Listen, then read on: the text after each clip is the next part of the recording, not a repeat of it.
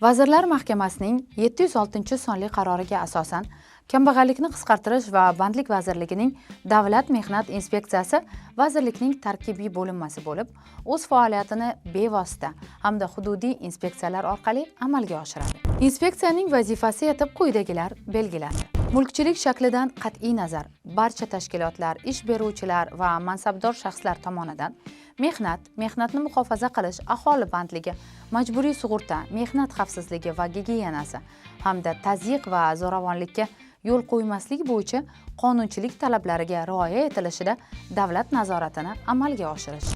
Respublikadagi mehnatni muhofaza qilish holatini tahlil etish, baxtsiz hodisalar sabablarini o'rganish va ularni bartaraf etish bo'yicha takliflar ishlab chiqish. Mehnat to'g'risidagi qonunchilik hujjatlariga muvofiqlik yuzasidan ish beruvchilarning buyruq va ichki hujjatlarini monitoring qilish.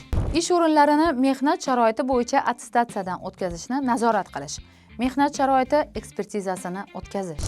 Majburiy mehnatga yo'l qo'ymaslik va uni bartaraf etish choralarini ko'rish hamda bu yo'nalishdagi tadbirlarni manfaatdor idoralar va jamoat tashkilotlari bilan hamkorlikda tashkil etish. Mehnatni muhofaza qilish sohasidagi xizmatlar bozori, professional ishtirokchilarning faoliyatini monitoring qilish va takomillashtirish bo'yicha takliflar ishlab chiqish.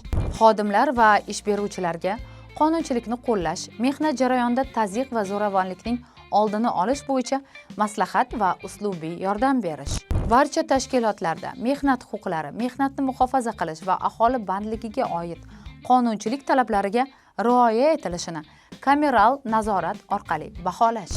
Mehnat xavfsizligi va gigiyenasi bo'yicha davlat dasturlari va chora-tadbirlarni ishlab chiqish hamda amalga oshirishda ishtirok etish. Xalqaro mehnat tashkiloti va boshqa xalqaro institutlar bilan samarali hamkorlikni yo'lga qo'yish. Eslatib o'tamiz, agar siz mehnat qonunchiligining buzilishi holatlariga guvoh bo'lsangiz, vazirlikning 1176 qisqa raqamlari orqali kun-u tun rejimida aloqaga chiqishingiz mumkin.